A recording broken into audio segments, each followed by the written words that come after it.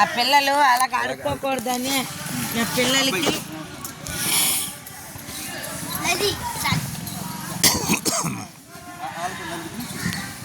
అరే బాబు రే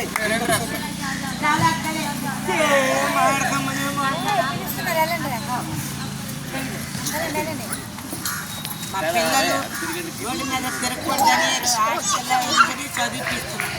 ఇలా రోడ్డు మీద బతకకుండా మేము కష్టపడి మా పిల్లలకి చదివిపిస్తున్నాం. మా కష్టజీవిక పువ్వులు కొయ్యాపురాలు ఏదో దిష్టికాయలు అలాంటి పని చిన్న పని చేస్తున్నాం. అంతేగాని పిల్లలు ఆడుకోవడానికి రోడ్డు మీదకి సినిమాకి వెళ్ళడానికి 10 పిల్లలు తీసుకెళ్ళడానికి అక్కడ ఎందుకు అడుగుతున్నారు అంటున్నారు.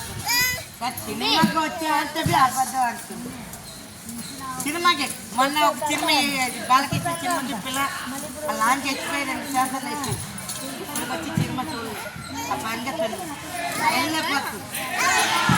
దానివల్ల ఆ బాలకృష్ణ సినిమాకి వెళ్తే ఎందుకు సినిమాకి రాకూడదా రూల్స్ మాకు. సినిమాకి అందరూ నీట్గా వెళ్ళాం. ఆ రోడ్డు మీద చాలా మంది అడిగితే ఎందుకు రోడ్డు మీద ఇలా నడుచుకుని వెళ్ళు. మొన్న వచ్చారు కదా హాస్టల్ వాళ్ళు. మొన్న వచ్చి పిల్లడి ఫోటో తీసింది, ఈ పిల్ల ఫోటో తీసింది, ఈ పిల్ల ఫోటో తీసింది. మొన్న వచ్చారు 2 మొగుడు పిల్లలు. మేడం వీళ్ళు ఇచ్చిన చదువుకోవడానికి కొంచెం లివ్ ఎక్కారు వచ్చారు. ఏదో యాప్లు పండగకి యాప్లు చేసి మళ్ళీ మేము అంతే సార్ మా సార్కి చెప్పేస్తాం సార్ ఒక 2 రోజులు 3 రోజులు యాత్ర అయిపోతే మళ్ళీ ఎక్కాలి అని చెప్పి లీవ్ అడిగి చాలు. యాప్లో లీవ్ చేస్తారు. ఆ పిల్లలకి వదిలిసి ఎక్కడ ఈ రోడ్డు మీద ఎక్కడ వదిలేస్తాం మనం అంతా గంట చేసి ఆ పిల్లలు వదిలిసి 3 రోజులు 4 రోజులు వదిలిసి వెళ్ళాలి. మధ్య ఎలాగే వస్తాం అది వెళ్ళలేము.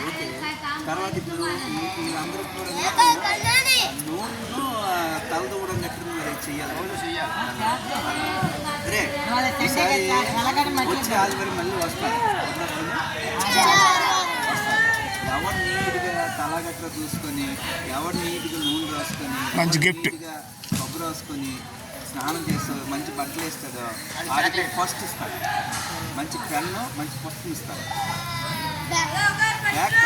పెన్ను తర్వాత మళ్ళీ స్కూల్లో ఇవ్వట్లేదా? అది నువ్వు పోగొట్టుకున్నావు, ఇది పోగొట్టుకోలేదు కదా. ఇది కరెక్ట్. వెరీ గుడ్ గా ఓకేనా? ఎవరు ఆదివారం